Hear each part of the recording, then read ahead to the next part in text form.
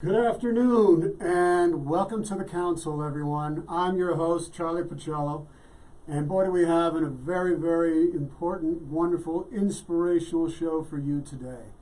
But first, I want to make sure that everyone knows this is part of the Veteran Summit Special Series. The council TV radio show has gone in collaboration with the Trauma Sensitive Awareness Foundation, and we are presenting a Veteran Summit Special Series here on KUHS TV Radio. And we are premiering part one of the Veteran Summit Series with a very special 10-part interview series dedicated to providing veterans and their loved ones with information, hope, inspiration, and healing. This first of its kind summit will explore cutting-edge treatments and alternative therapies for PTS, TBI, moral injury, sleep disturbance, family conflict, emotional trauma, and so much more. We're going to be talking to mental health experts, veterans, and their advocates are going to provide answers, resources, and solutions to bring our warriors home. We're just starting the dialogue. Come on and enjoy the conversation and learn more about part two debuting in November. We are on every Friday at 1 p.m. Mountain Standard Time through July 24th through September 25th. And we are here at www.kuhsdenver.com. KUHS, the stream. We are broadcasting live here in Denver, Colorado, to all parts of the country. We're being listened to by people all over this nation and all over the world. Thank you for tuning in to KUHS Denver. We've got so many incredible VDJs and personalities and people that are here to bring you inspiring stories, great information to educate, to bring you knowledge, to bring you the information to make your lives better. And boy, do we have some fantastic music to go along with it here at KUHS TV Radio Denver. When I met our guest for this show, and I was first heard about his story, I knew that this was something that I wanted to include in this Veteran Summit series because of the sheer inspiration and incredible courage that our guest Mike has shown in overcoming the trauma that he's experienced in his life and how he was able to tap in this reservoir of resiliency inside of him that allowed him to overcome something that is most people would not have been able to overcome. And you know, we need to hear the stories of people who have been able to overcome their traumatic injuries, how they did it, what caused them, what motivated them to get through it, how were they able to face the challenges that they were able to face. And one of the things that we want in this series is to be able to reach out to people, to veterans and their loved ones, for those that are on the edge right now, that are not sure how they're going to make it through the next day, that are so overwhelmed by their past and their experiences that they don't know how to be able to do it. And so to be able to talk to veterans and others who have been able to overcome those is such an important thing, because it gives us hope, because it gives us that inspiration that we need, that saying that, you know what, if he could do it or if she could do it, I can do it too. And that's why we want to be able to share these inspiring stories on this show, to spread the word, to give people hope that you don't have to be defined by your past. You can define it by the present moment and by the choices that you make. And we don't always get to choose what happens to us, folks, but we do get to choose what we do with it. And just like what we're experiencing right now as a culture and as a society, boy, there's a lot of things that are happening right now, but we all individually get to decide how we respond to it. Do we respond to it from our better nature, from our noble nature, or from our baser nature? Every choice has a consequence. Everything that we do matters. And it can matter in ways that you have no idea. And if you're experiencing challenges in your life, I encourage you to listen to this show over and over and over again to give you that inspiration, that little extra oomph to help you to get through the day. Today's guest, I'm very, very honored and humbled to introduce to all of you. His name is Lane Lamoreaux. Lane is a venturesome, camera-carrying wanderer of the West, finding a sense of reverence in its vast and stunning scenery and a yearning to share breathtaking scenes. A camera naturally became his companion. His photographs and films have become his way of expressing love and gratitude for our vast public lands, especially our rugged wilderness areas. Lane kept a camera close throughout his service in the Marine Corps and his 9 years as a wildland firefighter, as a hotshot and a smoke jumper. Off-the-job injuries in 2013 led him to change careers and create a new livelihood with a camera. He's carved out a niche, remaining part of the fire community by creating training films for the National Fire Center. Lane loves moving messages and telling stories via the creative discretion inherent behind a camera lens and video editor. The words of Theodore Roosevelt reflect his values and motives. Far better it is to dare mighty things, to win glorious triumphs, even though checkered by failure, than to rank with those poor spirits who neither enjoy nor suffer much, because they live in a great twilight that knows not victory nor defeat. Let me introduce every one of you to Lane Lamoreaux. Lane, welcome to the show. Thank you, Charlie. I really appreciate that intro, and I love that you included the quote, dare mighty things is a great way to start this off. Oh, what an inspiration. I mean, that quote, when I read it, and that was your kind of your values, and it expresses what you have been able to overcome in your life. Teddy Roosevelt was, he epitomized those kinds of values. So, when you grew up, when you say in your bio, you describe yourself as being venturesome, camera-carrying, wanderer of the West. Could you share a little bit more about your background, where you grew up, and did this love of nature begin when you were very young? Yeah, well, I have some deep roots in the West, and I really have to acknowledge and express gratitude toward my ancestors and the hardship that they endured. I think resilience runs through our DNA because they were part of the original Anglo European settlers to by foot push hand carts across the Great Plains, through the Rocky Mountains, and into the Great Basin, beginning in 1847, before the Transcontinental Railroad. So they carved out a living where water was sparse and things barely grew, but through determination and just adapting to what you have, to the resources that you have, is what I've inherited, and that's so I credit my ancestors. I was born in Southwest Utah, but I really grew up in Tucson, Arizona, and that's where my love for just the outdoors blossomed.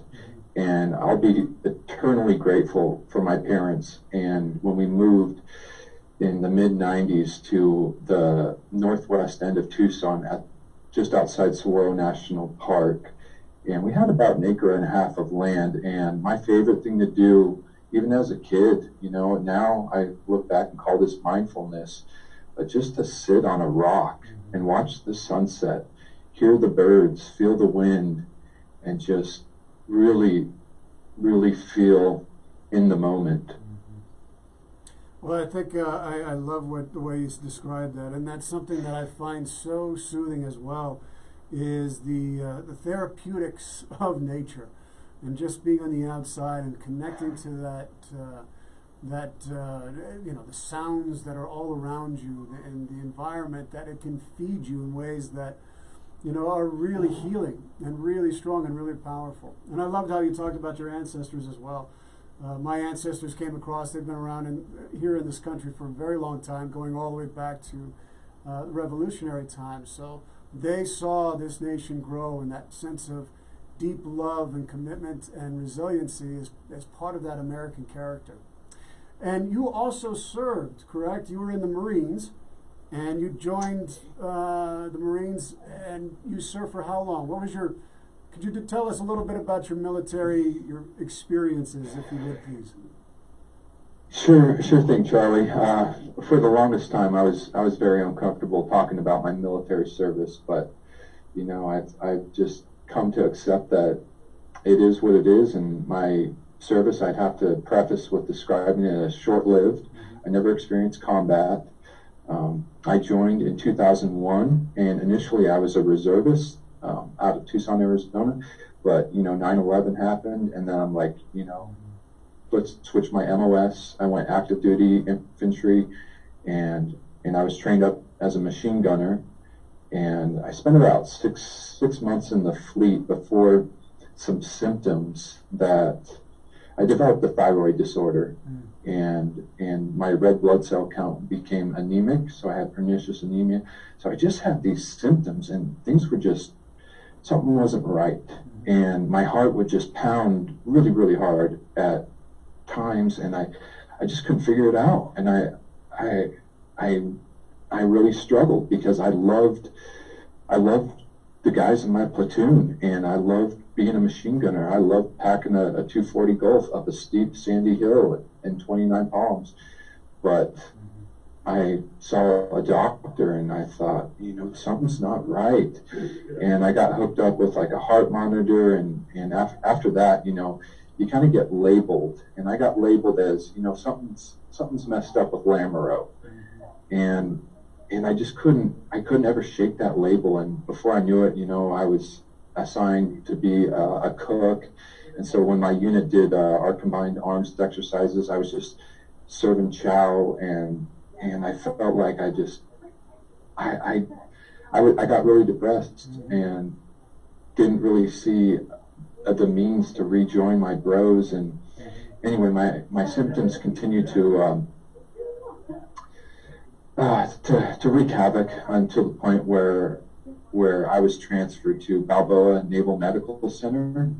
And at the time, you know, this is late 2002, we were preparing for deployment to Okinawa, Japan.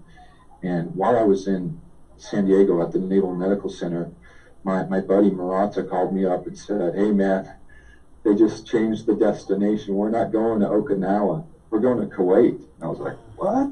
No way."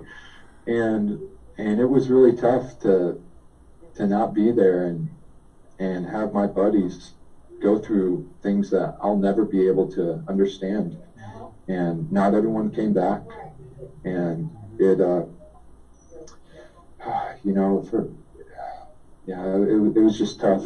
I had like this survivor's kind of, I don't know if you call it survivor's guilt, but I struggled, and a medical board was put together and sent to Bethesda, Maryland. Anyway, and it came back, you know, that I'm unfit for duty, so I was discharged after 2.5 years of service.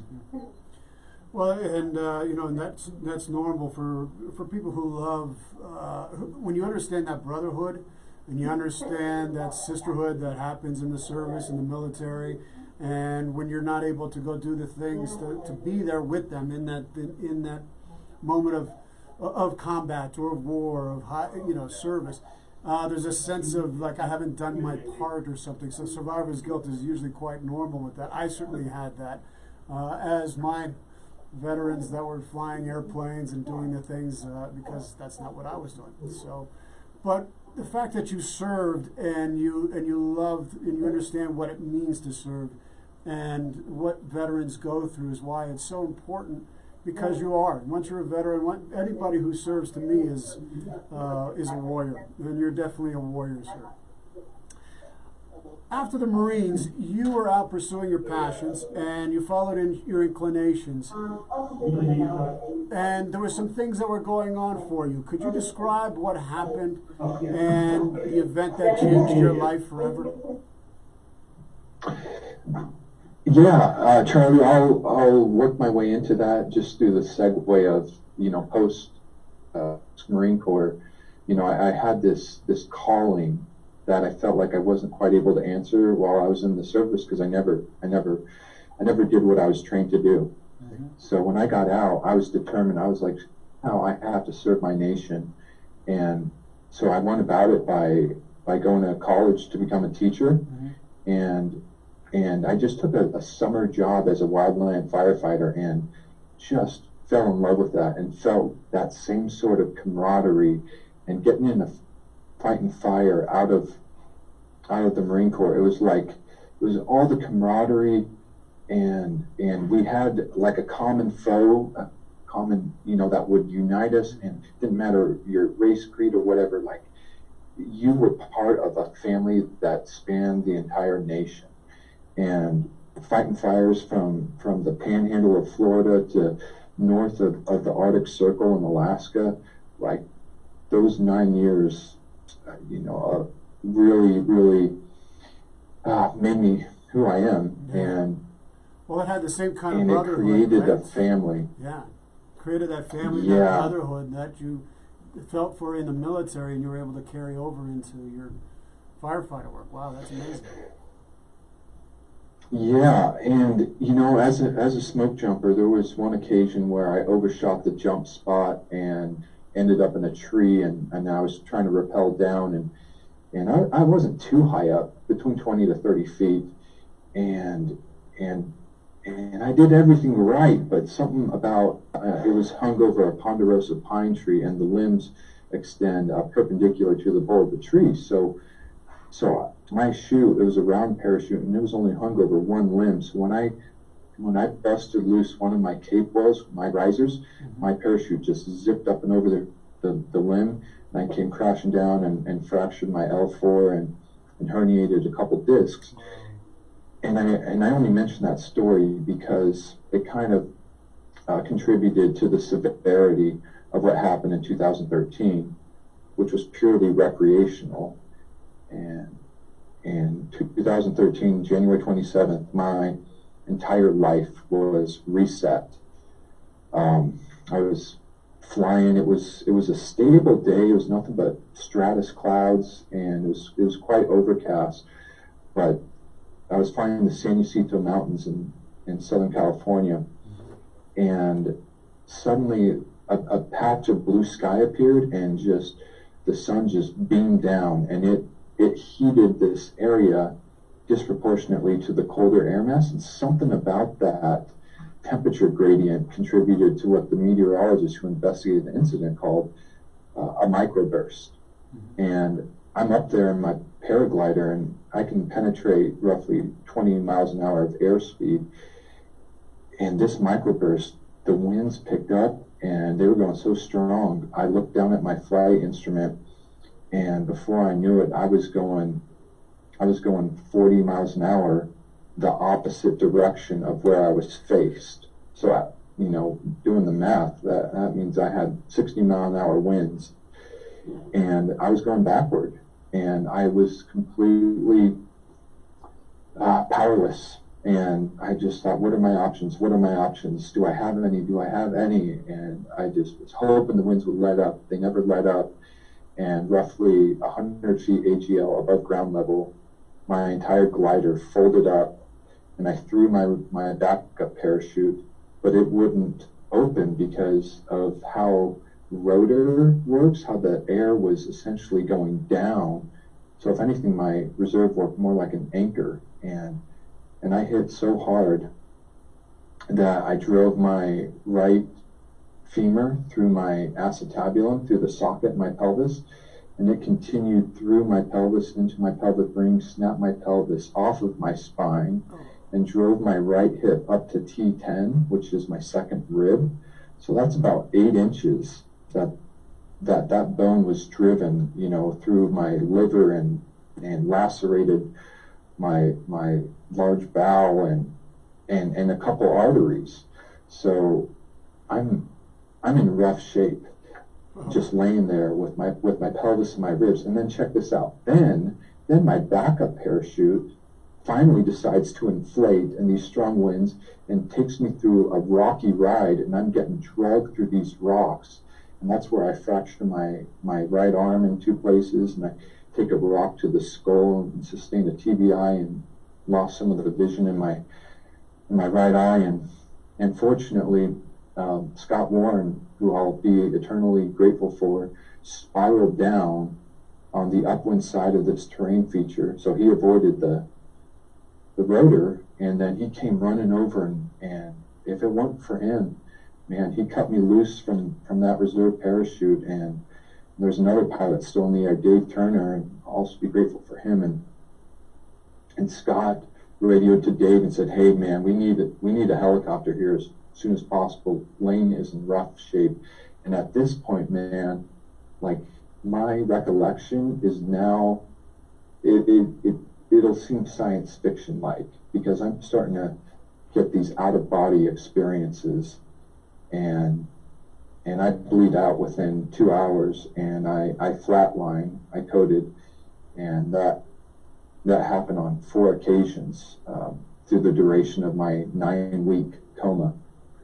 It was things would go well for a few days, and then something would bleed out, and Lane would die again, and then things would go well, and then suddenly Lane's airway gets filled up with liquid because his feeding tube went in the wrong pipe, and his airway died again. And so everyone that stayed tuned through 2013, like, it was not a continuous trajectory of improvement.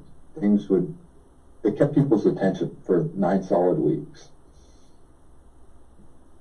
Oh my God. Yeah, and then, wow, that's...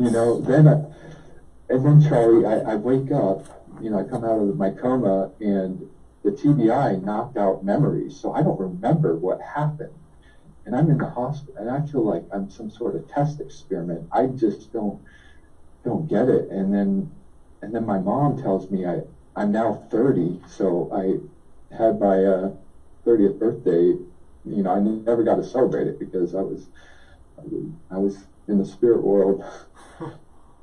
That oh my gosh, that's.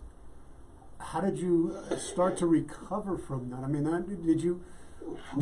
Because did you have anything? I mean, when I listen to this, I'm imagining all of what you describe, and it is so, like, every level of trauma that you could possibly imagine or experience, you experienced. Yeah. What did you have in your life that you built prior to that trauma that helped you to get through that? I mean, could you share it with us? Because that's incredible that you were able to get through that.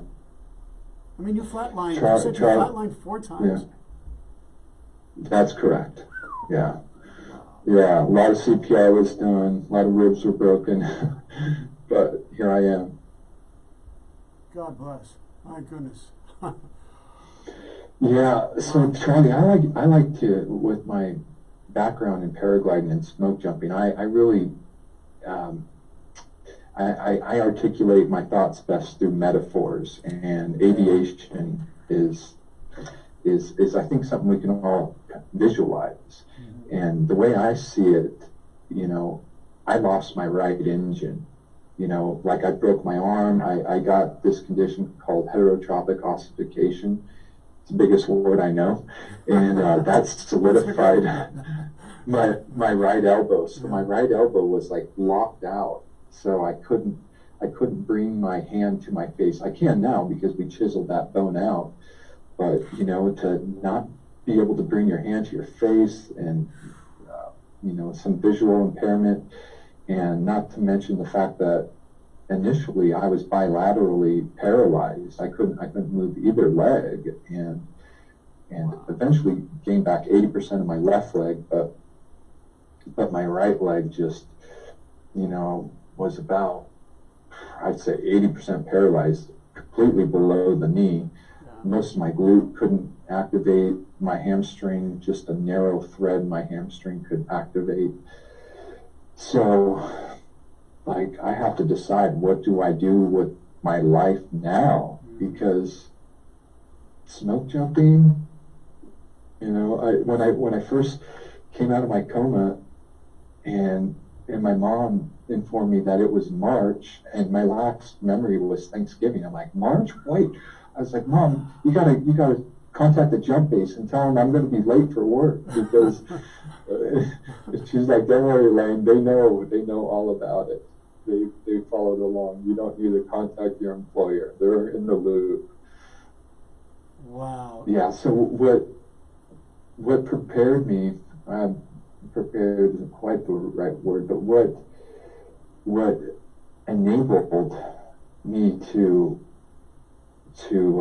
get through that was things that I had built prior that I had no idea I really had, because they were never needed. They were never exposed until that. So I think of the connections, the friends, the family. Like, I knew I had a handful of good friends, but I had no idea that they cared that much. And like my family was just inundated with people trying to do anything they could to make my family more comfortable, you know, because my accident happened in California. My family at the time all lived in Arizona, so they're all hoteled up, and stuff's expensive. You know, 9-week coma, and my mom was there every single day. And so like a donation was set up, and leave. So I was a federal employee at the time, and they set up a leave donation program, and over 1,000 hours of annual leave was donated. So I was able to take 4.5 months and just focus on my health and take leave every day. That's incredible.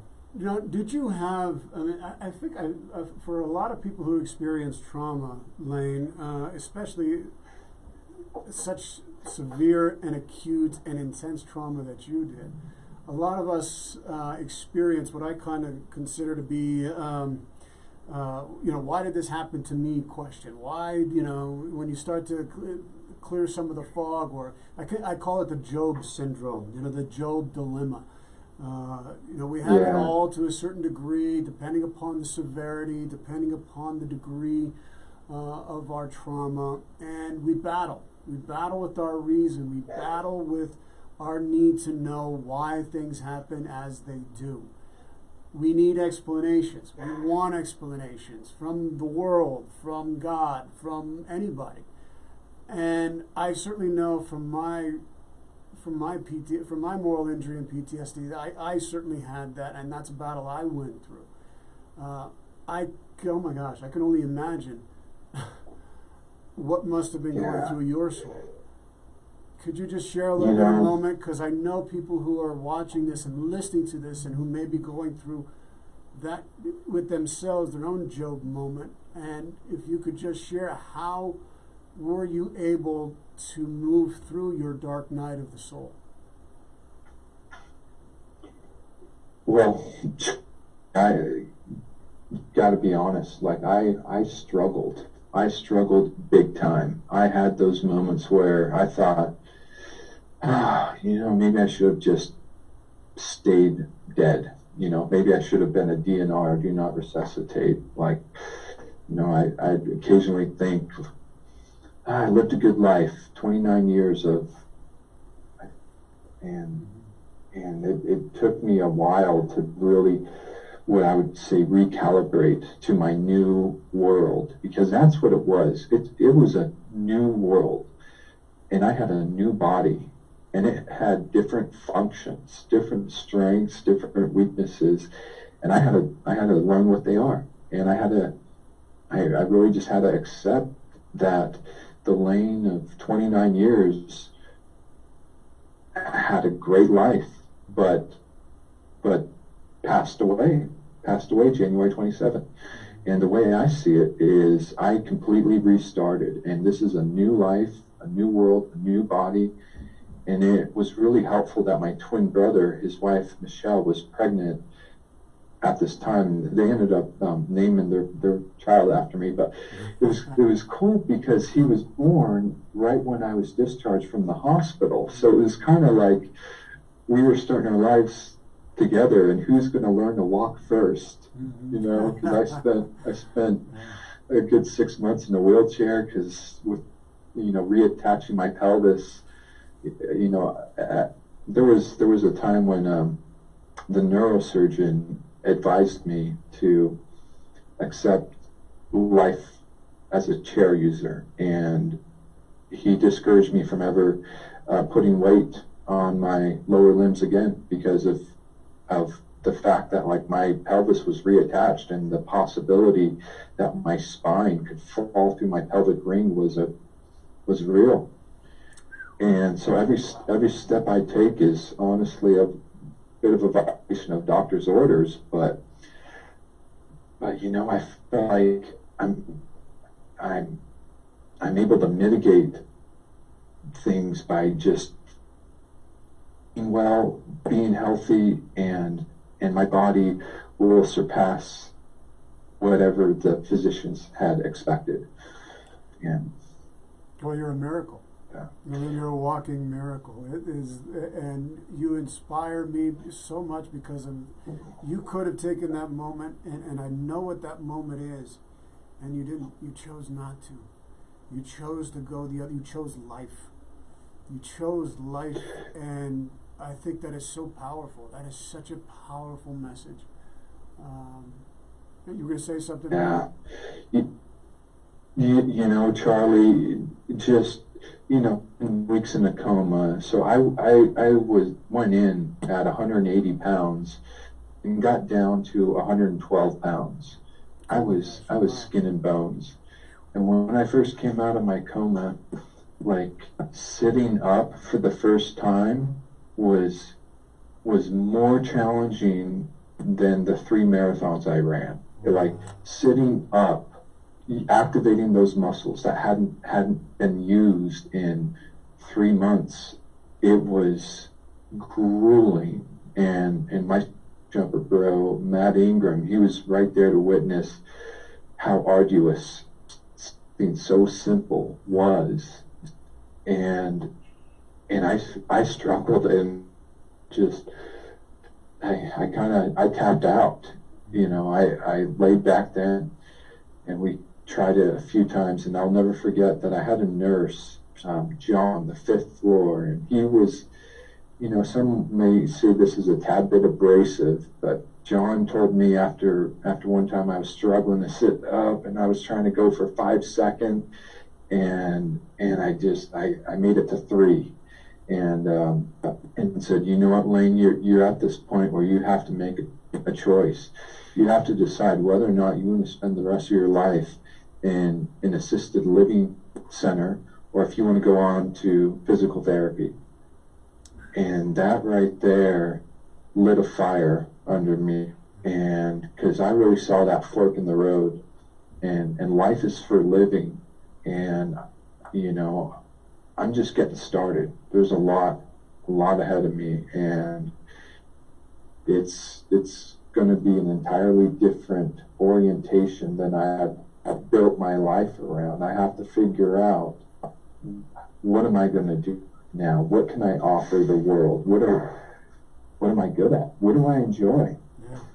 And yeah, I don't know if you want me to go on with those items, or we could circle back to them. We'll get back to them, but I really want to get to the point, because we're in that moment where you had to decide whether or not you were going to go into assisted living or you're going to go into physical therapy. And that moment must have been that point, that critical factor, that motivation, the key psychological, maybe a spiritual component of your healing. And what was it that kept you going through all of the pain, through all of the not being able to sit up, and the struggle, the fear of, like you said, of when you were walking, or if you were the cervical spine. I mean, there's so much. How did you keep going? What was it? What was it? Was it? I'm you know, for me, I'll just describe for me and my challenges with trauma and my PTSD is that I knew that I wanted to heal. No matter what, I was going to do whatever it took. I made the decision that I was going to heal, that I was going to take every step, and whatever it cost, whatever. I mean, because I was on that edge, and I made that decision. And I was curious, did you have that something like that in you as well? And could you share with us some of the things that you experienced while you were rehabilitating yourself? Well, I think the most key factor in how I climbed out of this dark place is I went through the grieving process. I mourned. You know, I'd fire up my tablet and I'd get some sentimental music going, and I'd click through a slideshow of all these things I've done with my life, and man, dude, it would tear me up. It would tear me up pretty significantly, and I did that for weeks, and I mourned, and I felt like I went through the grieving process, and unfortunately, I don't think a lot of people that experience trauma really go through that entire process. And that process really happens through honesty. Like, you have to be real with yourself. You have to acknowledge that what happened was terrible. It was unfortunate. It was awful. But now I have to decide. Now, fast forward to what's most important is, what do I do now? And regardless of my situation, I felt like I always had a choice. Even if I couldn't choose to move a limb or two, I could choose where my mind would want. I could activate my imagination. So just feeling that sense of power behind our ability to make choices can't be overstated. Like, never forget you have a choice. And I chose to do what I could with what I had, and I was now an aircraft without a right engine. But you know what? They can still fly with one engine. They have to work. They have to work twice as hard. But you know what? Through adapting the rudders and working that left engine, that thing can stay airworthy. Well, you know, and it's true. You can keep going, even if you have just one engine. The plane can still fly. You just have to make the decision that I'm going to keep flying. I'm going to keep going. And you're an amputee. You've lost. You know, they actually had your legs removed. How has becoming an amputee changed your life? Yeah, so Charlie, that was a really recent development. That just happened this last winter. I went with my amputation, and it was one of the best decisions I've made. And it was a significant upgrade.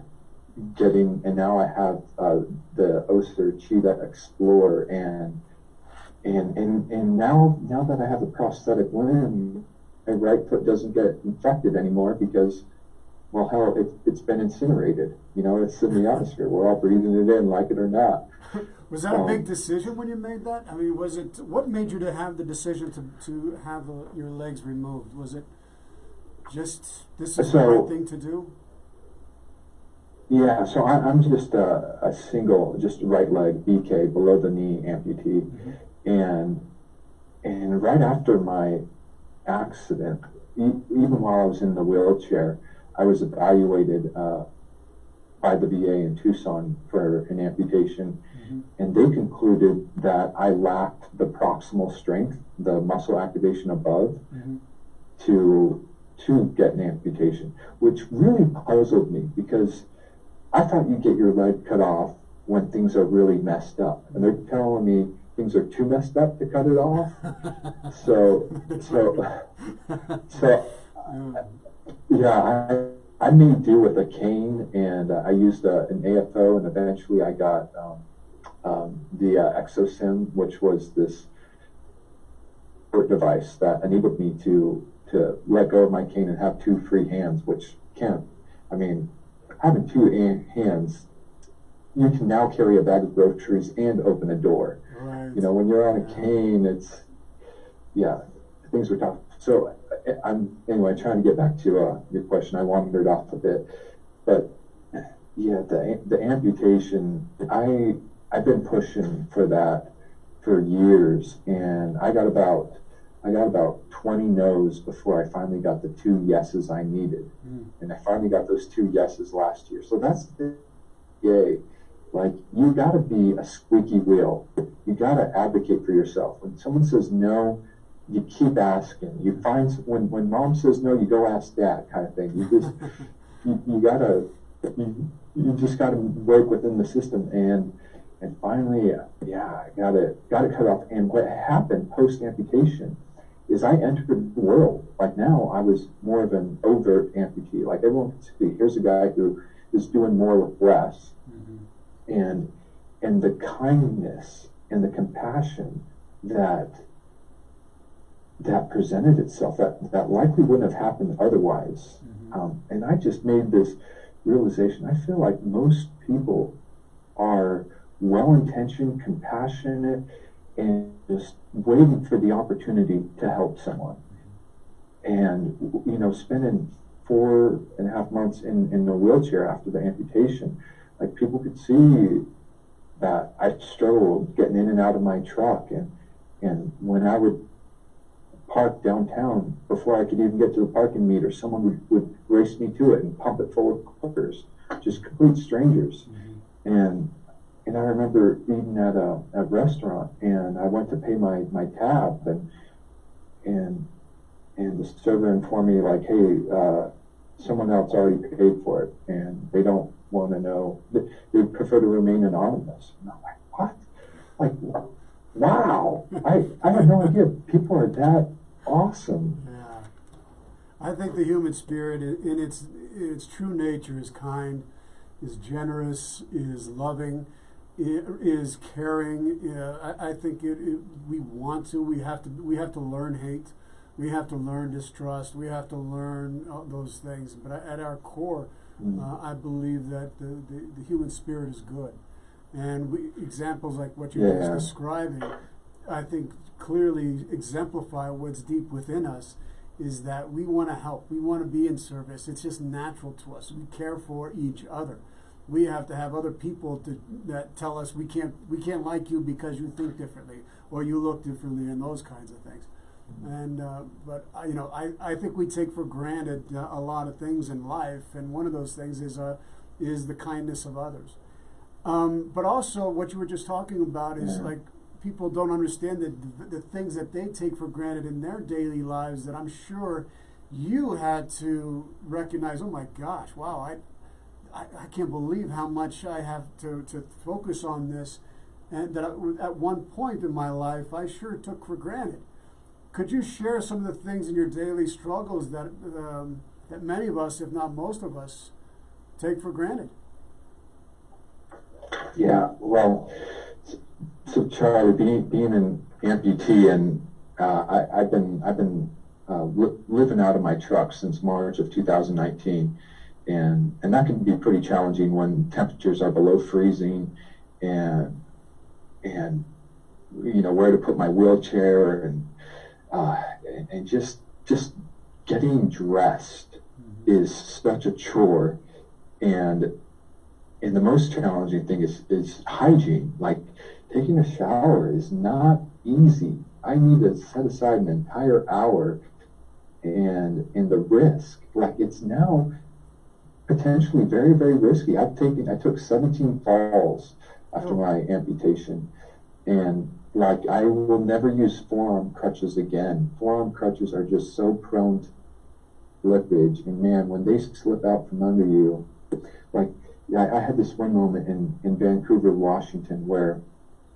I was walking across this parking lot, and I slipped. You know, there was like some fresh dew, and I face planted.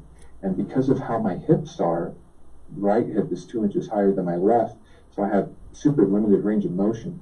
So I can't quite get up unless I have something to push off of. So I had to crawl, you know, through a puddle, you know, completely wet. It's freezing cold out. Puddle is half frozen. I have to crawl through it to get to a wall, you know, a wall where I can find the leverage to push up off of. And this is in like the heart of downtown. Who knows how many people, bystanders, were, you know, like what it does to you to really pride yourself in your strength, like smoke jumper, I'm strong, I run marathons, and to be on the ground and, and not be able to get up, and it's just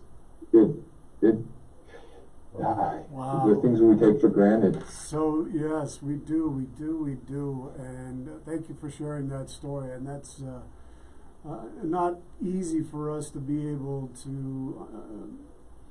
Humility is something that we can learn, and being humble in life, and being grateful for the things that we have and the people that are in our life, and the health that we have, and all that, and the life that's before us. And it's in those moments where we're brought down, like you were just that shows our character. It shows what we're made of. It tests us. It tests our resiliency. I mean, when I listen to you talk, and my mind starts to think, my gosh, the resiliency you have, the capacity and courage to face these things that most mortals have not had to face, Lane. And what keeps you whole? How do you maintain your resiliency in the face of these daily challenges, and you keep meeting them?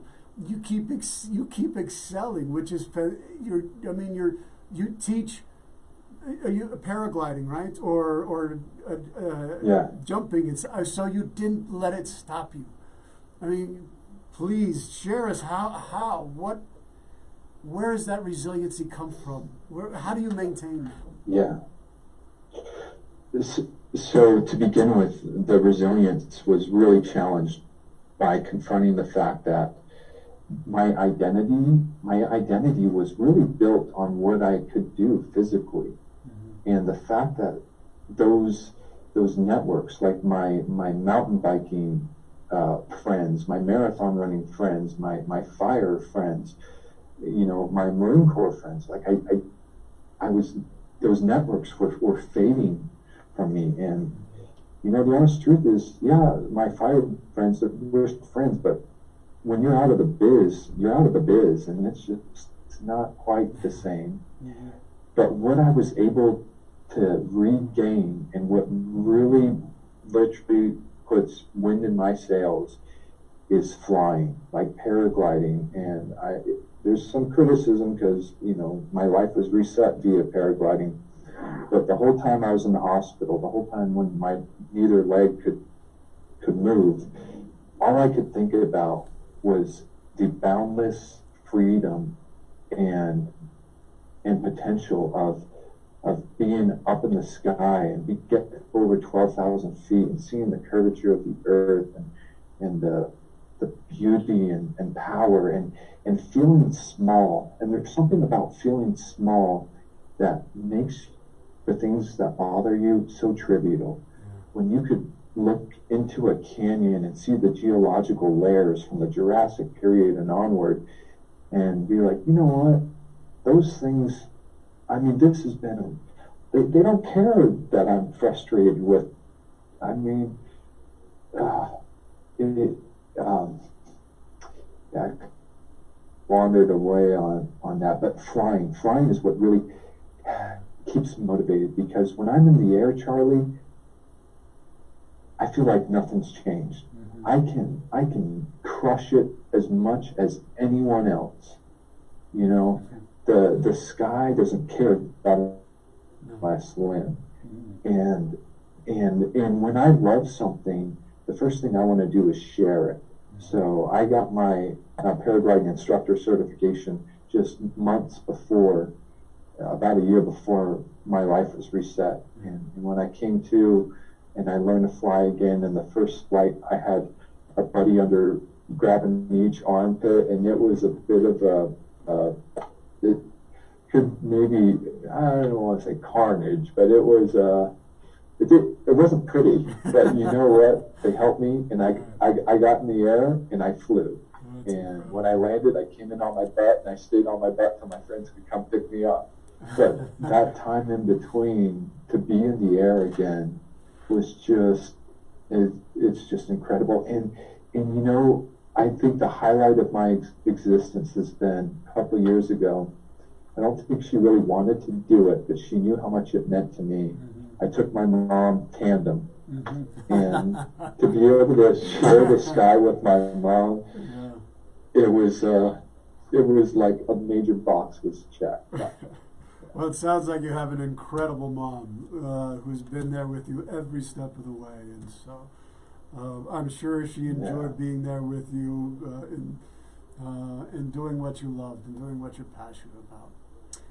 Your story is incredible, Lane, and you know I think we, the people who are transformed, who have had these life transforming experiences that you've had, and have come through the other side. You have lessons to teach us. You have gifts to pass on and to pass forward, and insights. What insights have you gained through this really steep, arduous journey that you've been on? I mean, is it okay to hit rock bottom? Is it okay to grieve? And lastly, what got transformed in you as a consequence of this experience? You know, Charlie, by hitting rock bottom, you learn things you can't learn any other way. Yeah. And when you're at rock bottom, fortunately, the only direction from there is up. But rock bottom's a painful place to be. You know, the amount of pain, the chronic pain, the neuropathic buzzing in the electrical, oh man, it's just, to this day, I struggle. But what's really helped me get through it is I feel like I've come up with a formula. Step one is we use this in smoke jumping. When you're on a fire and it's not I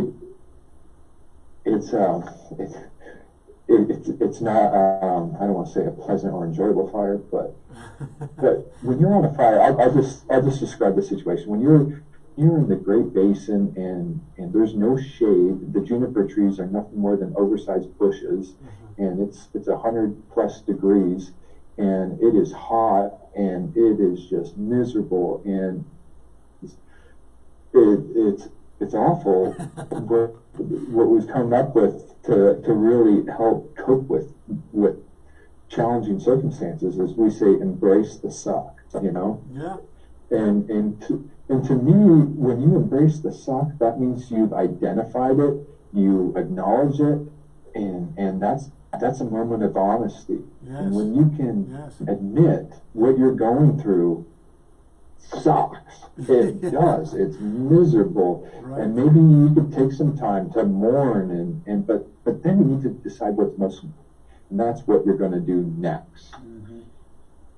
So those two things, you know, just really acknowledging and being honest with yourself, grieving for a day or two, maybe 2 weeks, or you know, but you have to let yourself do that. And I think everyone needs to build their own formula. I mean, this is what's worked for me, and take it or not. But yeah, it's just those two things, and then letting people help. That's something I've really had to learn, because I'm fiercely independent. I want to do everything on my own. But I've realized that even if I can do it on my own, it gives people an opportunity to feel like they're contributing and doing something. So yeah, I can get that door by myself, but you know what? It may make that person feel better about themselves if they open it up for me. Well, yeah, go for it. So letting people help, I feel like is something I've learned through hitting rock bottom. The other thing I've really learned is how to talk to people, diplomacy, how to engage with people that are going through hardship. Because many folks with the best of intentions just said things that pissed me off and bothered me. And I think the phrase "I understand" should be limited, should be exclusive to science and math classrooms. Like, right. when we're talking to someone, say your friend broke a leg, and you broke a leg too, to tell your friend you understand. No, you don't, because you're not them, and you never will be. That's right. And I think that needs to be prefaced. Is, it really bothered me when folks would say, "I understand what you're going through." I'm like, "No, you don't. No, you don't." No, not even. So when I engage with my buddies that are going through hardship, is the first thing I say is, "Dude, what you're going through, man, is awful. I can't even imagine what it's like." Yeah. I get that out there, and then I say, I hope things improve. I hope they go better for you." And that word hope is just so much more open-ended. So really refraining from saying I understand, and then also refraining from saying I know. So I had a few buddies who said, "I know you're going to get back into smoke jumping. I know you're going to run marathons again." And that puts enormous pressure on you.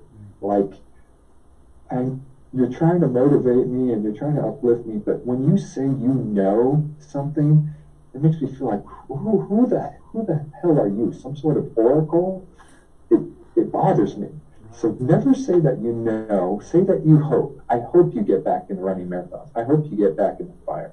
And that just leaves it a little more open-ended. I agree, Lane. I think that's so insightful. Because a lot of times people, they want to reach, they don't know how to communicate, they don't know what to say, and so you try to be able to commiserate, but you can't commiserate because you don't know.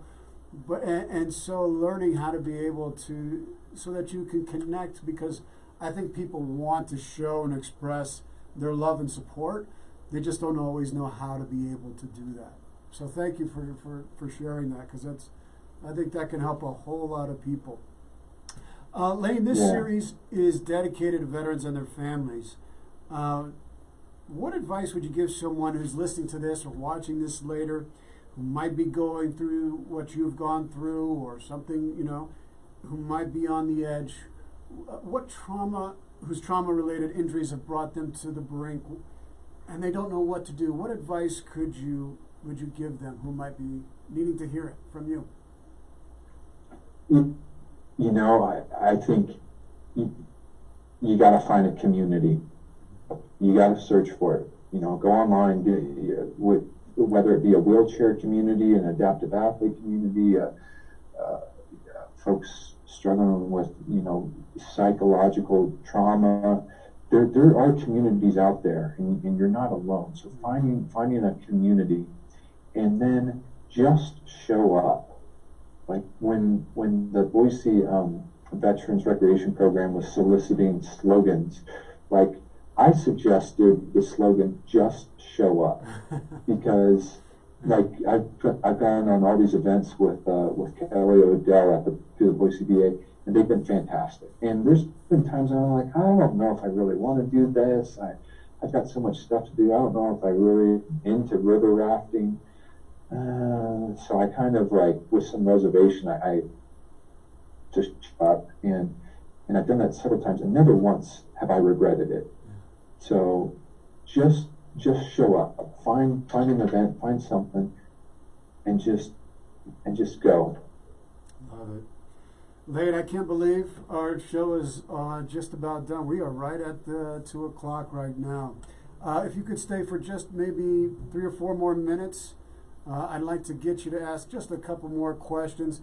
But before we do that, I want to make sure that everybody knows that we are broadcasting here live on KUHSdenver.com. That's KUHSdenver.com, broadcasting here not only in Denver, Colorado, but all across the nation and all around the world.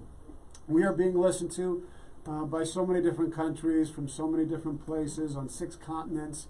The council is being listened to by individuals like you, and so we just thank each and every one of you for tuning in to this very special series that the council is in partnership with the Trauma Sensitive Awareness Foundation. this special 10-part series that we're doing from July 24th through September 25th. It's information, it's hope, it's inspiration, it's healing. We're exploring cutting-edge treatments and alternative therapies, hearing pioneering veterans and mental injury experts, and we're finding hope for PTS, TBI, moral injury, sleep disturbance, family conflict, emotional trauma, and so much more. And part 2 debuts in November at www.t-saf.org. That's t-saf.org. That's part 2. That's going to be debuting in November. Lane, you actually experienced another setback just recently. Could you share briefly just a little bit what I think you broke your arm, yeah? You fell and Yeah, you know, like, man, life is full of turbulence. So, you know, I've climbed, I've gained some altitude, and man, I hit a rough spot, and part of the engine broke. You know, it was just so simple. I was just going down the stairs and had a big box, and stairs are such a formidable you know, they've been challenging for the last 7 years. I've never really felt fully comfortable going up or down them without holding onto a railing. Mm-hmm. But having this box, I wasn't able to do that, and I missed a step, and in the process of falling, I flung my right arm out and just managed to weave it right between the bars that are along the hand railing, and continued with my fall until my right humerus fractured, and it fractured with such intensity that it broke through the skin. So, you know, I was bleeding there in the stairwell, and I immediately go into EMT mode. And I'm like, okay, what color's the blood? And fortunately, it's dark. So I'm like, okay, that's good. It's not an arterial bleed. I'm not going to die here. And I thought, well, maybe you know, I'll drive myself to the hospital. And as soon as I started moving around, the ends of those two bones were scraping against each other, something called crepitus, and the pain was just it knocked me down. And I thought, you know what, I'm just going to lay here until the medics show up and pump me full of pain meds, because this is too much to move. So now with that, like, yeah, the bone breaking, and that's one thing, but the nerve injury. So I damaged my medial nerves, so I don't have the ability to lift my fingers or do like throttle up, you know, like on a motorcycle, or give you a thumbs up. And out of all the injuries I've had, I've never lost the function of my hand. And so again, the things we take for granted, and it's my dominant hand, so learning to write with my left hand and keyboard, and it's, man, sometimes I just think, can I get a break? I mean, pun intended there. I honor you. I mean, you have gone through, my goodness, and to keep your sense of humor, to keep your compassion and kindness and generosity and open-heartedness, and I am humbled and honored to be in your presence, sir. I really am. It's just incredible, Lane. Really incredible. Thank you for sharing your story with us today. And, you know, we're going to keep following you here on the council. I would love to bring you back on sometime later, too. But Lane, thank you. And if you could, before we close, I always ask my guests, if you could give one piece of advice, one bit of wisdom from your life experience, what would it be?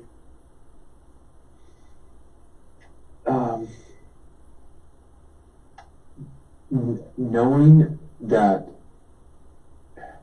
the people you choose to have in your life is the people you choose to surround yourself with is among the most important choices you'll ever make. It's no doubt about that. Yeah, the support and the network and the compassion, and I'm just so incredibly fortunate to have so many people that care. Yeah, I think that is critical, especially during challenging times of crisis and trauma. You want to have be around those people who love you and care about you and are there for you. Absolutely. Sir, thank you. It's been an honor. Yeah, thanks, Charlie. And you know, you interviewed Seth Dahl in the past, and I'm really hopeful that this will all come together in a film that'll continue to motivate and inspire. Let's hope so. I'd love for that to continue for sure. Folks, thank you so much for tuning in to the council today. The council is adjourned. We will be back next week. We got another fantastic guest coming on this show for the Veterans Special Summit Series. May you all be well. May you all be free of pain and suffering. May you all be whole. God bless. See you next week.